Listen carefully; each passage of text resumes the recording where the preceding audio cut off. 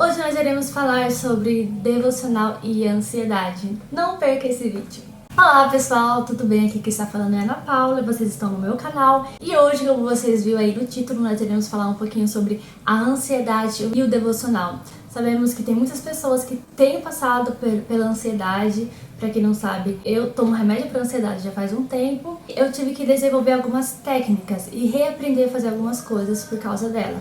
Então hoje eu vou dar algumas dicas para quem tem, ou então se você não tem que estar assistindo, encaminhe para alguém que tem, porque eu creio que vai ajudar. A primeira coisa que eu queria falar com vocês é: não se compare. Eu não sei vocês, mas eu cresci lendo biografia de missionários, lendo os puritanos, lendo aquelas pessoas que ficavam horas e horas e horas orando. E às vezes eu queria fazer isso. Eu queria ajoelhar e ficar assim 3 horas orando, só sair do quarto quando estivesse tudo resolvido.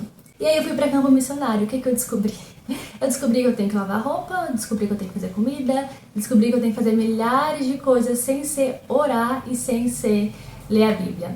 Ana Paula, isso é menos espiritual? Não é menos espiritual. Isso é tanto espiritual quanto a gente ler a Bíblia e orar. São só formas diferentes da gente glorificar Deus. Mas a gente não pode ficar se comparando com aquelas pessoas do Pinterest, pessoas que a gente vê talvez aí no YouTube, com aquele mega devocional, aquela mega coisa. Não. Gente, devocional é um momento especial, assim, sozinha entre você e Deus. É quando você vai conversar com alguém que é muito íntimo, você não faz um away assim, né? Não, você vai num lugar privado, você vai num lugar só e você conversa sobre coisas que é importante pra você naquele momento. Então, devocional nada mais é do que isso, é uma devoção que você vai dar pra Deus. É um momento a sós que você tem com Deus. E é o seu momento, não tem como você comparar o seu momento com de outra pessoa. Porque outra pessoa tem uma outra mentalidade, outra pessoa tem uma outra vivência. Essa outra pessoa viveu em uma época diferente do que a sua, tem uma rotina diferente do que a sua, então eu acho muito injusto a gente ficar se comparando. Isso é pra qualquer coisa. Não se compare com ninguém nem com nada. Se compare com Jesus, aí você vai ver que você vai estar ruim, aí você tem que melhorar, e você imita ele. Mas fora isso, comparação é uma coisa horrível. Abomina isso da sua vida, tira isso da sua vida, principalmente na sua vida devocional. Então não se compare com aquelas pessoas que, ou pelo menos às vezes dizem, né, que lê um monte e na verdade só tira foto mesmo e coloca nos stories. A segunda coisa é: não se limite a um modelo. Por que eu falo isso? Porque se você digitar no Google, no Instagram, no YouTube, vai aparecer várias pessoas falando sobre devocional. Devocional tem 3 fases, né? A primeira que é a oração, a leitura e o louvor. Sim, mas talvez quem está passando por ansiedade, eu tiro por mim mesma, a gente não vai conseguir fazer as 3 coisas ao mesmo tempo.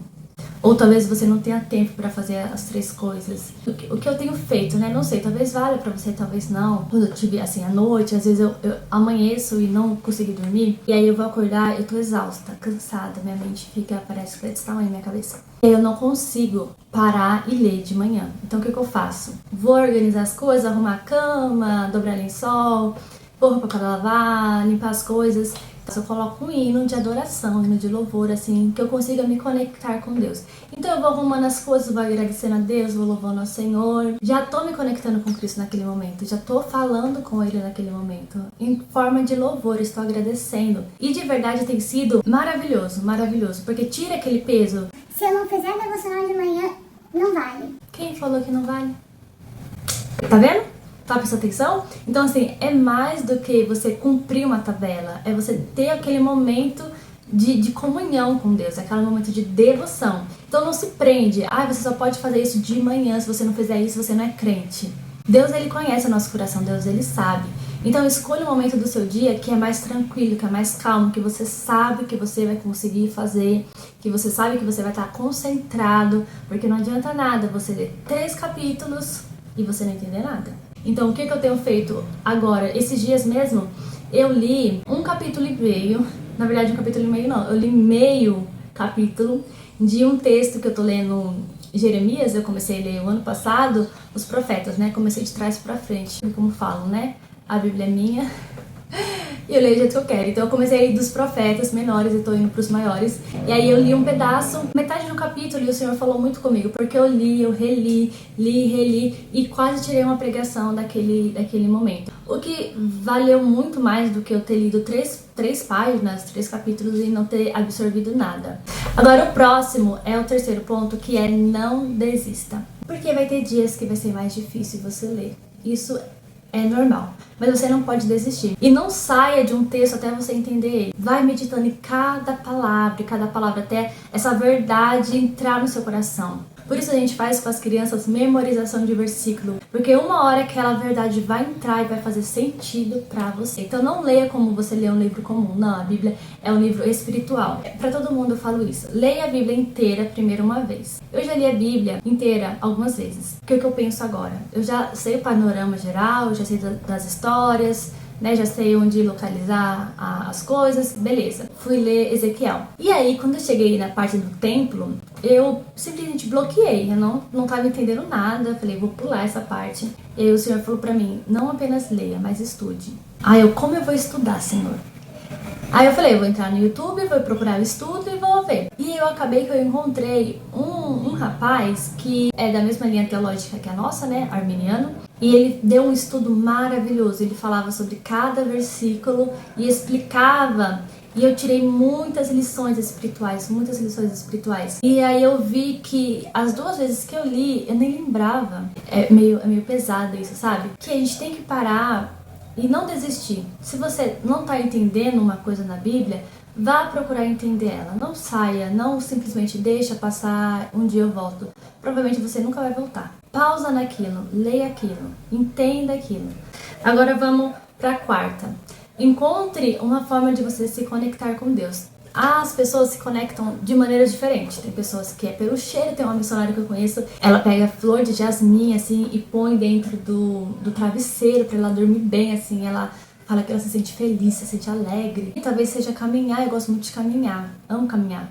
E quando eu caminho assim, eu converso com Deus, eu fico vendo as coisas. Às vezes eu sento nessa cadeira aqui, que tá bem frente com a janela, eu pego uma xícara de cappuccino com Nutella, bato assim tudo, fica uma delícia. E aí eu fico tomando, olhando pra paisagem, que é um monte de casa, e fico refletindo como Deus é bom, como Deus é perfeito. É um momento pra você se conectar com Deus, talvez seja você ouvir louvores. Eu já fiz muito isso.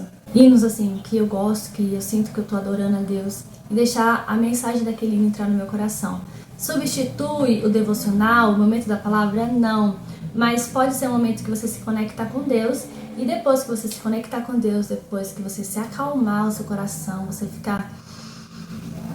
você vai ler a Bíblia e você vai orar. E tem uma coisa que eu aprendi com a Luísa Nazaré, eu acho que é assim o nome dela. E a primeira coisa que você tem que levar a Deus em oração não é a sua lista. Mas às vezes você tá preocupado com alguma coisa. Sei lá, seu filho tá doente, um exemplo. E aí tem a lista lá, orar pelos países perseguidos, pelos missionários, tal. Você vai tentar orar pelaquela sua lista e você não vai dar certo. Não vai.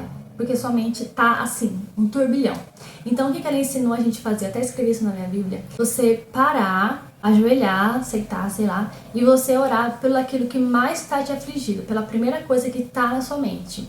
Você ora exaustivamente, até aquele pensamento ser transformado e você se acalmar. Isso é uma coisa que tem funcionado muito pra mim.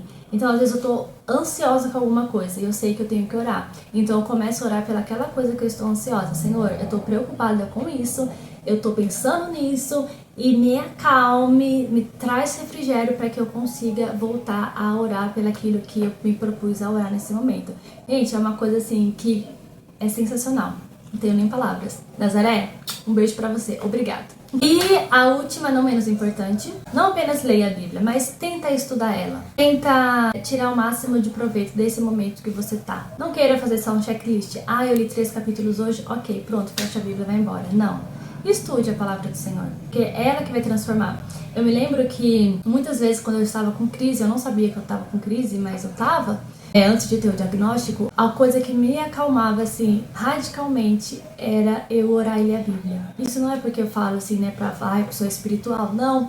Mas até minha mãe falou, Ana Paula, quando você tá assim, quando você não ora, parece que a sua cara não melhora. Era terrível. Mas era porque eu ficava assim muito mal-humorada, muito angustiada, muito tudo. Eu tinha que ir pro meu quarto e às vezes eu não tinha nem palavras. Eu dobrava o joelho e falava, Senhor, alivia isso que eu tô sentindo. Começava a chorar e o Senhor aliviando. Aí eu levantava e conseguia fazer outras coisas. Não subestime esse processo, né? Essa entrega que você tem. Claro, a medicação, em alguns casos, né? Por exemplo, no meu caso, a medicação está sendo fundamental para mim, né? Porque ela tá me trazendo aquela tranquilidade que eu preciso. Mas a oração, ela também é fundamental.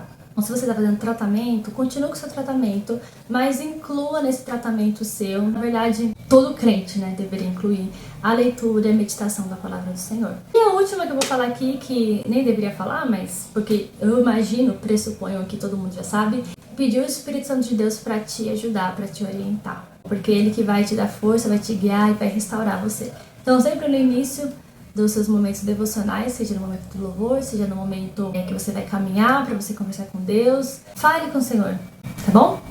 E é isso, gente. Espero que vocês tenham gostado. Comentem aqui e dê um joinha, compartilhem se você achou que esse conteúdo foi útil, tá bom? Tchau, até a próxima!